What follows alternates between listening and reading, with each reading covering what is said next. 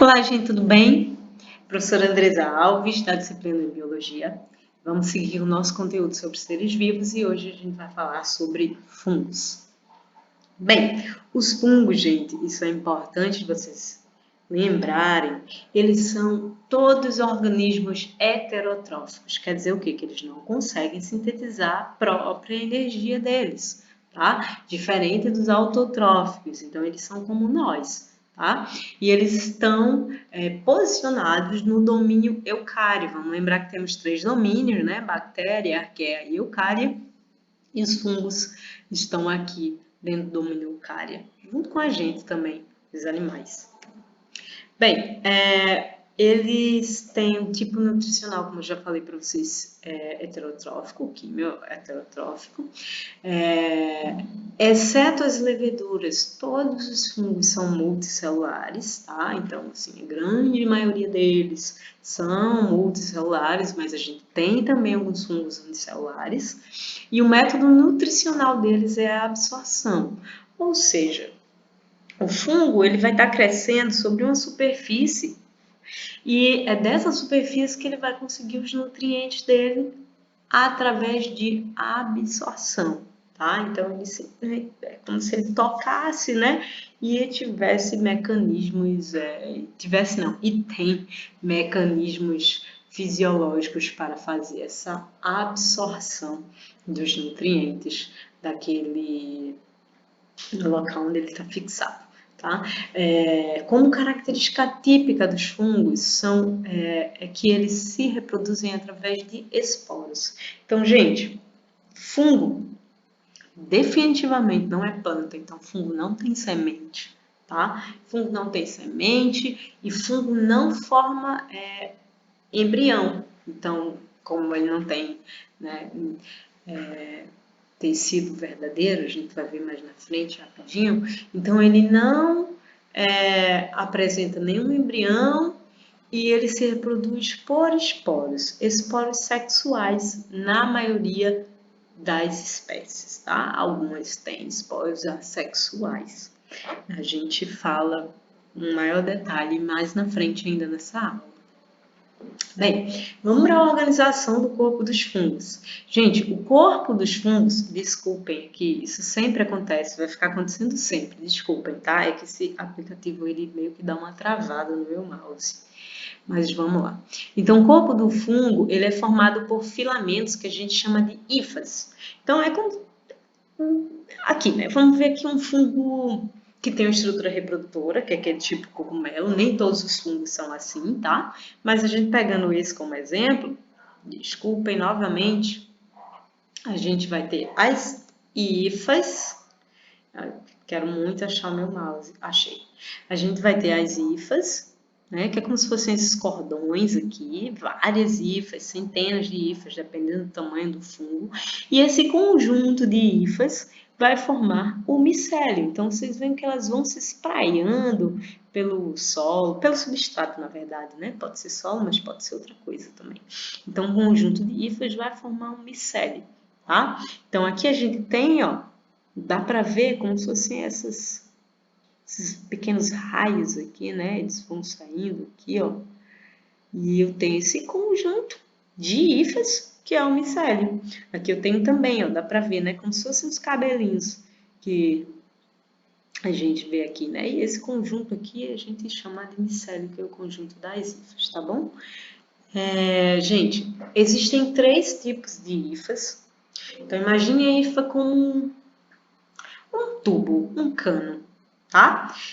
Existem as hifas senocíticas ou não septadas, então é como se eu tivesse meu canozinho lá e nada, não tem nenhuma divisão nele, ele vai inteirinho lá, tá? Como se fosse aquele tubinho da caneta, tá bom? E existem as hifas septadas mononucleadas, ela tem um septo, ou seja, a gente consegue ter septos com um único núcleo por célula, tá? Então, tem as várias células e tem um núcleozinho, ou elas podem ser septadas binucleadas ou multinucleadas, tá? Então, cada septo eu tenho 2 células ou mais, ou 2 núcleos ou mais por célula, tá bom?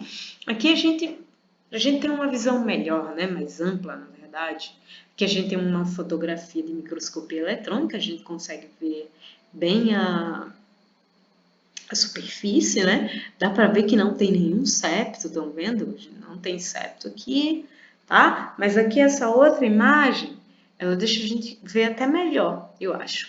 Então vejam só, não tem septos, né? A gente não consegue ver septos aqui. E as hifas, né, nesse caso, elas apresentam vários núcleos que estão dispersos no citoplasma. Vejam, na massa citoplasmática, olha aqui, ó. Tá vendo esse monte de pontinho? Pois são os vários núcleos que estão dispersos aqui no citoplasma. Eu tenho aqui uma concentração, aqui eu tenho outra, aqui eu tenho uma outra, aqui. E assim, elas vão se dispersando no citoplasma. E não necessariamente elas vão... não necessariamente elas vão estar sempre nesse local aqui, né? Elas vão se dispersando pelo citoplasma, tá bom? Para frente. Aqui nós temos as hifas septadas ou mononucleadas. Percebam que a gente tem os septos, dá para ver bem fortemente, né? São bem marcados. Essa aqui tá bem boa, porque a gente tem uma ilustração e aqui a gente tem, ao lado, né? A foto da micrografia. Então, a gente vê os septos, né? Bem marcadinhos aqui. E nesse outro slide, nós temos uma hifa septada, olha aqui o septo, multinucleado. Então, tem vários núcleos aqui, ó. Dá pra gente ver que vai ter 2 núcleos ou mais em cada septo, tá bom? Tô voltando. Gente, os fungos, eles são classificados em categorias taxonômicas, que a gente chama de, logo abaixo de reino, né? Que vocês devem lembrar que para animais a gente dá o nome de filo e para plantas a gente dá o nome de divisão. Nos fungos é fácil vocês encontrarem divisão ou filo, tá? Mas lembrem-se que está relacionado sempre à mesma categoria taxonômica, tá bom? Então são 4, tá? São 4 divisões. Então a gente tem a divisão ou filo Chytridiomycota, o filo Zygomycota, Ascomycota e Basidiomycota. A gente vai detalhar cada um deles nessa aula. Então vamos lá. Então o filo ou divisão Chytridiomycota, ela é composta por fungos de maioria das espécies aquáticas, tá? Existem fungos Chytridiomycota terrestres. No entanto, esses fungos, eles sempre habitam locais úmidos. E isso por quê? Porque, ó, gente, em pelo menos um estágio da vida, então em algum estágio da vida, esses fungos apresentam flagelo. Então vocês devem lembrar que flagelos são estruturas locomotoras. E para que o flagelo ele tenha uma eficiência, ele precisa estar num ambiente natante, né? Então os fungos Chytridiomycota, por isso eles vivem geralmente na água. É mais comum em água doce, mas a gente tem Chytridiomycota nos oceanos também, nos mares, tá? Eles estão em todos esses ambientes aquáticos. Vocês podem encontrar também esses fungos denominados mastigomicetos, são sinônimos dos Chytridiomycota, tá? É um nome que já está mais em desuso, mas a gente coloca aqui caso vocês se deparem e não fiquem com dúvidas sobre o que é. Então, mastix significa flagelo, então mastigomiceto quer dizer que é fungo flagelado. Tá? E a gente pode chamar também de Chytridiomycetos, que é o nome que mais remete à divisão. Lembrando que esses fungos eles podem ser unicelulares ou eles podem ser filamentosos. Tá? Gente, desculpem, os organismos, né, os fungos da divisão Chytridiomycota, eles podem ser saprófitos. Todo mundo lembra que é um organismo saprófito? Sapros é uma palavra. Cadê o mouse? Meu Deus do céu. Aqui. Sapros significa cadáver. Então quer dizer que um organismo saprófito é um organismo decompositor, tá? Ou eles podem ser também parasitas. Olha aqui, ó. Aqui a gente tem 2 algas. Essa alga aqui, você está vendo que ela está bem diferente dessa aqui, né? Essa aqui está bem mais vistosa e tal, é porque essa daqui está sendo parasitada, ó, vários fungos, olha os filamentozinhos deles, os flagelinhos, parasitando essa célula aqui, tá? Aqui é uma foto de micrografia de varredura, que a gente consegue ver bem a superfície, né? E aqui a gente tem os funguinhos, né, numa solução, tá? Então eles podem ser saprófitos ou parasitas e eles são muito importantes como decompositores dos ambientes aquáticos, tá? Eles são muito importantes nos ecossistemas aquáticos porque eles têm essa função de decomposição. Uma outra coisa sobre os quitridiomicetos é que existe uma doença chamada quitridiomicose e a quitridiomicose ela é uma doença que afeta os anfíbios fatalmente. Tá? Então, geralmente o anfíbio que pega a quitridiomicose ele vem a óbito, ele morre. E ela é causada, essa doença é causada por um fungo chamado Batrachochitrium dendrobatides. Tá? Esse fungo ele tem contribuído muito hoje em dia. Existe uma preocupação muito grande dos biólogos conservacionistas que trabalham com anfíbios sobre as populações de rãs, porque tem sido visto que as populações de rãs de todo o mundo têm entrado em declínio, ou seja, têm diminuído suas populações por conta, não só, claro que não só, né, gente? Tem todas as questões que nós humanos, inclusive, causamos, mas, enfim, tem se visto que essa doença tem atingido muito as rãs de tempos para cá. Tá? Falando agora da nossa próxima divisão, que é a zigomicota, nós temos fungos chamados zigomicetos e também um nome que está em desuso e eu trago apenas para conhecimento de vocês, que é ficomicetos, mas é um nome já não muito usado mais hoje em dia. Tá? Os fungos desse grupo não formam corpo de frutificação, ou seja, eles não formam aquele estrutura maior como um cogumelo ou algo assim, tá? E esses fungos são muito importantes economicamente falando. Eles podem ser utilizados, por exemplo, na fabricação do molho de soja, que é o shoyu, né, na formação de produção de hormônios anticoncepcionais, de medicamentos anti-inflamatórios também. Tá? E muitas espécies desse fungo são de vida livre, então os esporos, né? Lembra que eu falei para vocês, se reproduzem por esporos. Então os esporos eles estão no ar e quando eles caem em alguma superfície úmida ou que seja, que tenha uma boa condição para que ele possa germinar, ele começa a se desenvolver e formar bolores. Então, o caso clássico é o do pão. Isso já deve ter acontecido acredito, na casa de todos vocês. Você ter, sei lá, pega um pão, você guardou lá na sacolinha do pão 2, 3 dias no armário. Quando você pegou o pão, você foi comer, o pão estava mofado, né? Com um bolor. E dependendo do tempo que fica, né? Quanto mais tempo passa, mais bolor tem, né?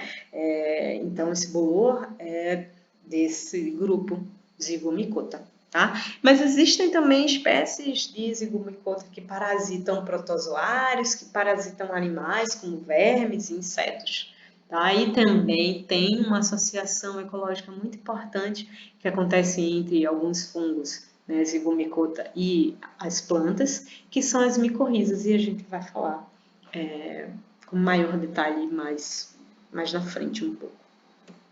Bem, aí aqui, ó, existem, né, como eu falei para vocês, zigomicotas que são parasitas, então um inseto aqui que foi parasitado, né, por um zigomicota, e a gente tem aqui um outro animal, né, que é um verme nematóide, e aí a gente tem um fungo crescendo sobre o corpo do verme.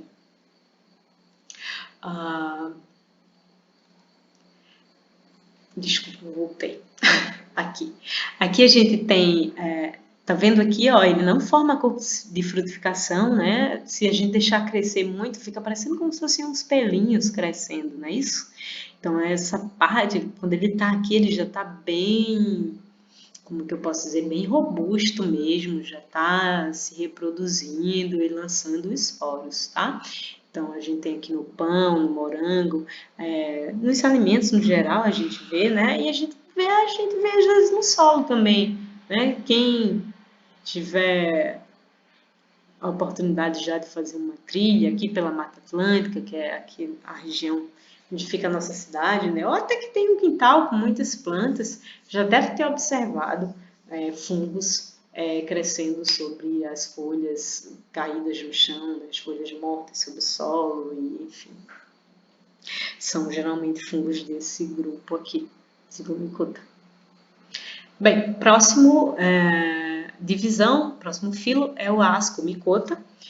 Nós chamamos, né, popularmente esses fungos de ascomicetos. Eles compõem uma grande quantidade dos fungos conhecidos pela ciência hoje, e o fungo mais conhecido por nós desse grupo é o levedo.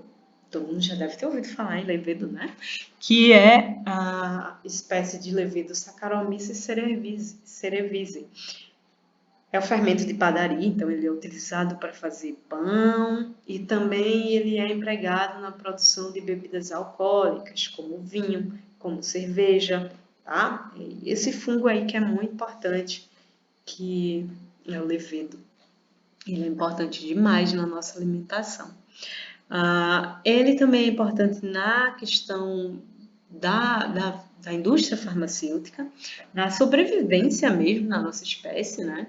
Então, vocês sabem que um grande problema são quando a gente pega alguma bactéria e que ela começa a se reproduzir muito, né, de uma forma muito intensa dentro do corpo da gente, e nosso sistema imunológico nem sempre consegue barrar, e aí a gente precisa tomar um antibiótico, né? Acredito que alguns de vocês já tomou um antibiótico na vida. Um antibiótico muito conhecido é a penicilina, e foi o primeiro antibiótico descoberto. Ele foi sintetizado a partir de um fungo do gênero Penicillium. Tá? Então, os fungos eles são também muito importantes na nossa saúde. Tá? E a gente tem um outro fungo bem importante, que é o Claviceps purpurea. Ele cresce sobre cereais e contamina os alimentos. Então, esses alimentos, é por isso que é muito importante a gente não consumir alimento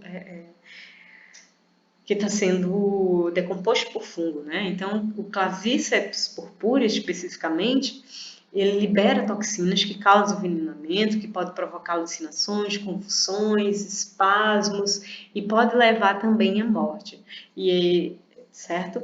Esse fungo também ele é utilizado para produzir algumas drogas alucinógenas, mas é bem complicado porque saber a dosagem é difícil, né? Então ele pode levar à morte, então tomem muito cuidado com esses fungos. Não consumam fungos que vocês não sabem da procedência. Tá? Aqui a gente tem alguns exemplos desses fungos ascomicotas. Eles formam ascos. Os ascos é como se fossem sacos, né? Como se fossem uns copinhos, algumas, sabe, coisas assim. Grande parte deles formam. Esse aqui é mais tubular, mas ele tem como se fosse um furinho nas pontas. Tá? Eles são bem bonitos, né? Dá para ver aqui. Aqui é o Saccharomyces cerevisiae, que é a levedura. Mas aqui, ó, gente, a gente tem uma curiosidade aqui para vocês, que é a trufa. Todo mundo já ouviu falar em trufa, né? Já deve ter comido uma trufa de chocolate, sei lá, com castanha ou com limão, com maracujá. Todo mundo gosta, né? É uma delícia. Mas a trufa de verdade, se procurarem de verdade, a trufa ela não é de chocolate. Esse chocolate trufa, ele imita a trufa verdadeira, né? Então, por isso que ele tem esse formato, uma bolinha, né, e tal. A trufa é um fungo, tá? É esse fungo aqui, que é dessa divisão Ascomyceta, tá? Bem, o nosso último grupo de fungos é a divisão ou filo Basidiomycota. E esses fungos são chamados de basilomicetos, tá? Eles são conhecidos popularmente como cogumelos ou orelhas de pau. Vocês já devem ter visto tanto um quanto o outro, tá? Existem alguns basilomicetos que são comestíveis, como o agáricos, que são champignons que talvez alguns de vocês já tenham consumido também, né? São comuns na culinária, e alguns são muito venenosos. Então, mais uma vez, não consumam fungos que vocês não sabem a procedência. Não adianta dizer, eu vi que fungo se come, achei um fungo aqui no quintal, eu vou levar e vou comer. Existem fungos que são muito tóxicos, gente. Esse fungo Amanita muscaria, vou mostrar para vocês mais na frente, ele é tão venenoso que a ingestão de um pedacinho, não precisa ser fruto, pega um pedacinho de nada, assim, colocar na boca, ele já pode levar um ser humano à morte. Então, nós somos animais de grande porte, nós somos animais grandes, né? Então, para um pedacinho de fungo causar uma intoxicação que leva à morte, ele é muito venenoso, então a gente tem que tomar muito cuidado, tá? E mais uma vez, né, existem, né, espécies que são tóxicas também desse grupo Basidiomycota, né, não só das ascomicotas, que produzem substâncias alucinógenas, né, e que esses fungos atacam também vegetais e cereais, como café, como pêssego, como cacau. Existem fungos desse grupo que atacam algumas plantações, que causam, no caso do café, a ferrugem do café, não sei se vocês já viram, mas tem fungo que ataca laranja, que ataca pêssego, certo? Então, eles têm alguns que causam essas toxinas. Bem, aqui a gente tem alguns exemplos dos Basidiomycota. Eles são muito bonitos, né, gente? Então, a gente quer fungo bem clássico, né? Bem bonitão, grandão. Existem fungos muito grandes, gente. Tem fungo que tem, sei lá, 1 metro, 1,5 metros de comprimento,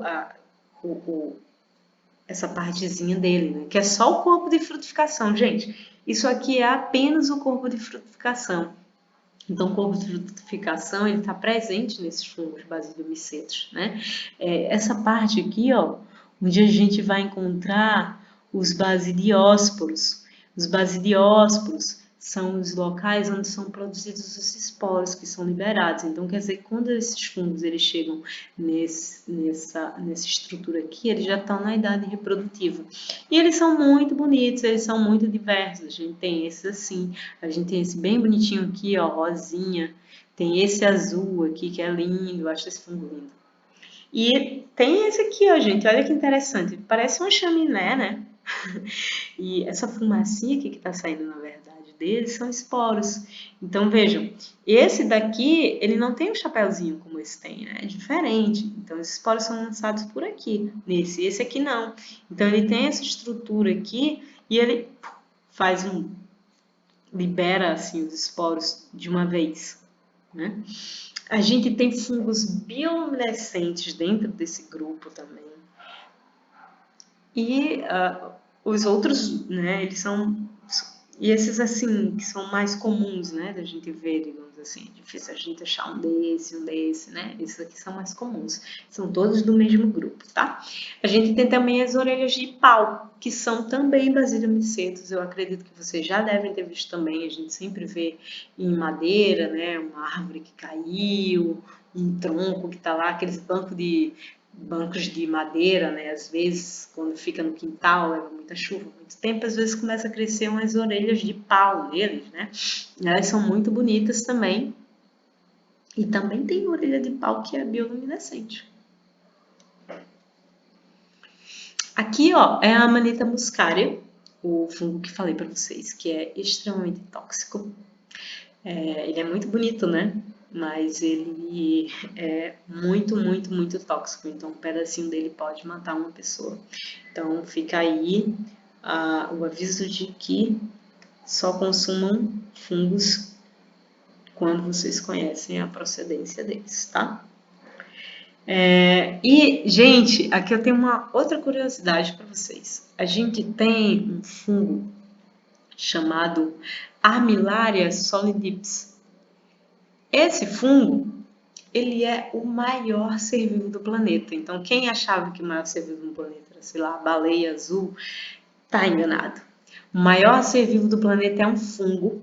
Né? Ele foi descoberto, se não me engano, no ano de 1996, mas se não foi exatamente nesse ano, foi nesses meados aí, tá? No estado de Oregon, nos Estados Unidos, e ele cobre uma área de 9,6 quilômetros quadrados. É muito grande, gente. Ele tem cerca de 3,8 quilômetros de comprimento. Veja, não é metro, é quilômetro. Ele é grande demais. E ele tem cerca de 2.000 a 8.500 anos. Foi descoberto por acaso, quer dizer, não por acaso, foi feito um estudo nesse local para saber, na verdade, por que tantas árvores morriam nessa localidade, assim, morriam, digamos que assim, naturalmente, né, sem ninguém derrubar, numa floresta que estava, né, protegida e tal. E por que os cientistas começaram a perceber que as árvores nesse lugar morriam muito mais do que nos outros lugares. E aí eles começaram a ver que a maioria das árvores que morriam tinha desse fungo nela. E começaram a fazer análises moleculares. Né? Quando foi feita a análise molecular, a gente viu, ó, a gente vai vendo cada chapéuzinho desse aqui, ó, isso aqui, cada corpo de frutificação desse aqui. A gente olha e a gente pensa, cada um é um fungo. Não, todos eles são um único fungo. Então, como eu falei para vocês, o micélio, gente, ele se espalha e ele vai crescendo, e quando ele vai chegando na idade reprodutiva, no caso dos basidiomicetos, ele forma o corpo de frutificação. Então, ele não necessariamente vai ter apenas um corpo de frutificação, vai depender do tamanho do estágio de desenvolvimento do fungo. Então, no caso desse fungo aqui, nessa floresta, tudo isso aqui é um organismo só. E ele não é só isso, ele não cabe nessa foto. Ele tem 3,8 quilômetros de comprimento. Ele é muito grande, tá? E é bem interessante. Procurem saber sobre ele depois. Vocês vão ficar impressionados. Bem, por fim, gente, a gente tem aqui o filo ou divisão Deuteromycota. Mas eu falei para vocês no início da aula que nós temos 4 divisões. E eu não contei Deuteromycota. Vocês podem até voltar ao vídeo para recordar lá. Então, Deuteromycota é uma divisão, um filo que não existe mais. Hoje ele não tem mais validade taxonômica. Mas eu estou falando porque, às vezes, dependendo do local, do material que você está estudando, você pode encontrar ainda algo remetente a esse grupo e ficar meio que sem entender. Esses fungos eram chamados de fungos imperfeitos. Por quê? Porque eles não apresentavam reprodução sexuada. Então, eles produzem aqueles esporos assexuais que eu falei para vocês, assexuados que eu falei para vocês. Né? Então, mas hoje, sabe-se que ao longo do processo evolutivo, alguns fungos perderam essa reprodução sexuada, tá? E a gente sabe também por essas análises moleculares, que esses fungos, todos os fungos da divisão Deuteromycota, hoje foram reposicionados. A maior parte deles está reposicionado dentro da divisão Ascomycota e alguns outros dentro dos basidiomicetos. Então, filo ou divisão Deuteromycota, ou quando vocês virem fungos deuteromicetos, eles não têm mais valor taxonômico. Trata-se de um grupo artificial, ou seja, eles não são um grupo monofilético. Ai, professora, o que é um grupo monofilético? Não me lembro. É um grupo que tem a mesma origem evolutiva. Então, eles percebiam que eles tinham uma origem evolutiva diversa. Então, por isso que foi um grupo desfeito, né? E os fungos eles foram reposicionados de acordo com o que as análises moleculares iam indicando, né? Alguns para ascomiceto e outros para basidiomicina. Beleza? Não esqueçam disso, é muito importante lembrar disso, tá? Bem, aí aqui, né, dentro desse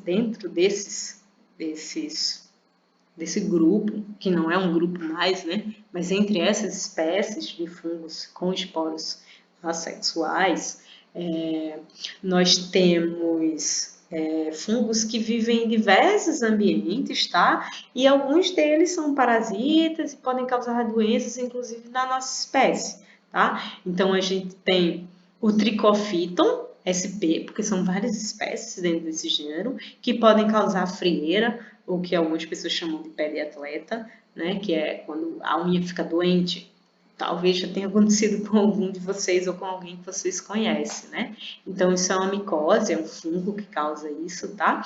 E tem a Candida albicans, que é o fungo que causa sapinho, né? Na língua ou na parte do céu da boca, né? E nas mulheres, né?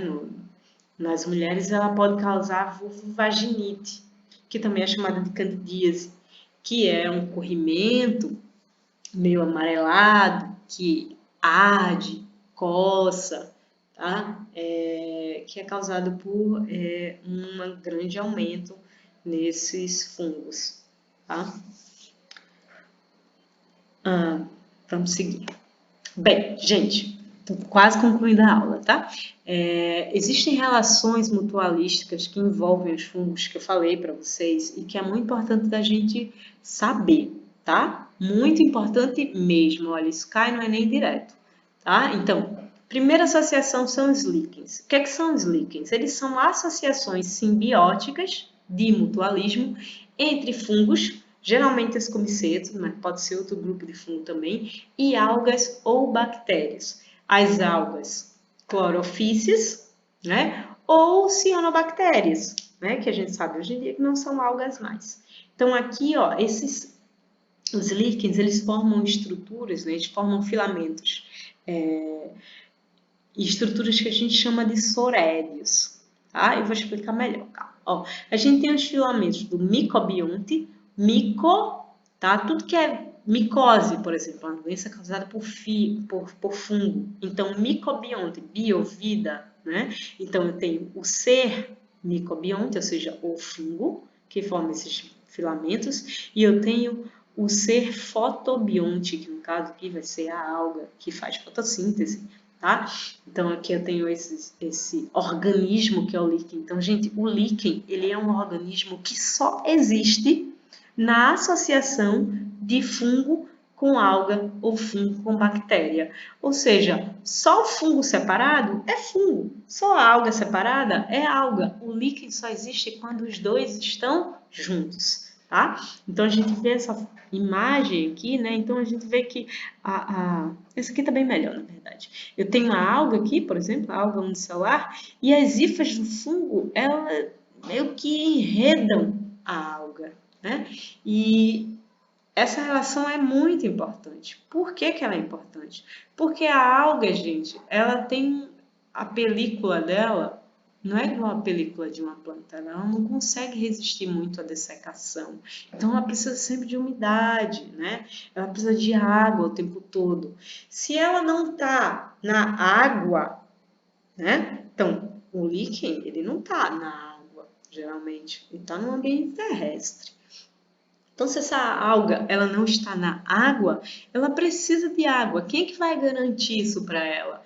Os fungos, tá? Eles vão absorver a água do solo ou de alguma superfície que ele tiver e vai fornecer essa água e alguns nutrientes do solo para essa alga. E a alga ela vai fazer fotossíntese, então ela vai fornecer os carboidratos para o fungo que ele precisa para sobreviver, porque ele é heterotrófico. Então é uma relação obrigatória, tá? De mutualismo. Tranquilo? Aí a gente tem aqui, só para vocês verem, né, que são bem diversos. Então, a gente tem líquens crustosos, que a gente vê geralmente nos caules das plantas ou nas pedras. Tem líquen folioso, que ele meio que parece uma folhinha. E o líquen fruticoso, que ele tem uma estrutura meio que parece um arbustinho, tá? Os líquens, gente, eles são muito importantes porque eles produzem ácidos que degradam rochas e ajudam na formação do solo, então eles são pioneiros no ambiente, eles permitem o estabelecimento de outros seres vivos que vêm depois deles. Tá? Quando associado às cianobactérias, eles podem ajudar, né, e atuar como fixadores de nitrogênio no solo. E eles são extremamente sensíveis à poluição, gente. Então, os líquens, eles são bioindicadores de poluição do ar. Se eu chego num lugar, tem uma praça e tem muita árvore, alguma coisa, e não tem um líquen sequer, eu sei que esse lugar está com uma poluição no ar muito alta, tá?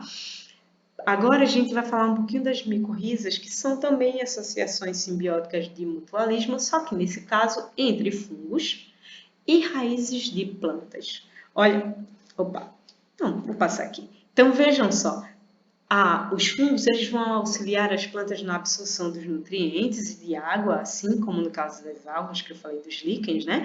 E ajudar as plantas a se proteger de alguns vermes e de outros fungos, inclusive saprófitos também, ou patogênicos, tá? E em troca a planta vai dar o que para o fungo? Carboidratos. Então a glicose que ela produz lá na fotossíntese, ela vai passar para o fungo. Então, gente, veja como é interessante essa relação. Aqui eu tenho a planta, né?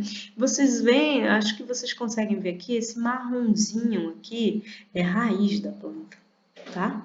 Já essa parte mais esbranquiçada, isso aqui, ó, isso aqui é o micélio, tá? As hifas aqui penetrando o solo. Então, percebam como que o fungo aumenta a capacidade de absorção da planta de água e de sais minerais no solo. Então, é uma relação muito boa, muito positiva para a planta e para o fungo, tá? As micorrizas, elas são divididas em dois grandes grupos, tá? A gente tem as ectomicorrizas, que elas ficam por fora, né, da raiz da planta, né? A gente tá vendo aqui, ó, aqui é uma ectomicorriza, tem um fungo aqui, a plantinha tá aqui, e ele não penetra o córtex da planta, tá? E tem as endomicorrizas, que penetram mesmo a raiz e as células da planta. Vejam só, aí aqui só para a gente ilustrar melhor, a ectomicorriza, ela fica aqui superficialmente, a raiz é como se isso aqui fosse uma raiz, tá, gente? Ela fica aqui superficialmente a raiz, enquanto a endomicorriza, que a gente chama também de micorriza arbuscular, ela penetra no córtex e forma pequenos arbúsculos dentro das células da raiz. Então aqui, ó, as ectomicorrizas, estão vendo que ela está aqui por fora, ó, aqui é o córtex da planta, e aqui dentro a gente não vê nenhuma hifa, tá? Já as endomicorrizas, ó, ela está aqui, formou o arbúsculo. Isso aqui é o córtex, tá? Essa mesma célula que está aqui é essa aqui, e é diferente essa relação. Tá? A gente só para deixar, só para a gente pontuar, né? Nos ambientes de clima tropical, né, as endomicorrizas, elas são mais comuns do que as ectomicorrizas, tá bom, gente? Como aqui no Brasil, por exemplo.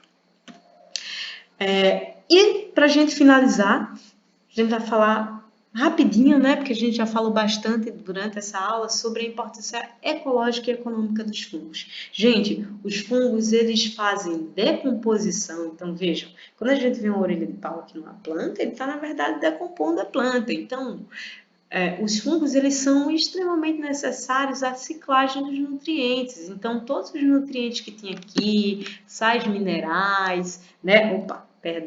Que a planta ela já não tem mais como fornecer para os herbívoros ou onívoros que consumiriam ela, eles vão voltar para o solo a partir da decomposição desses fungos. E aí os vegetais vivos, no caso, vão absorver esses sais e eles vão entrar de novo, né, no ciclo biológico, tá?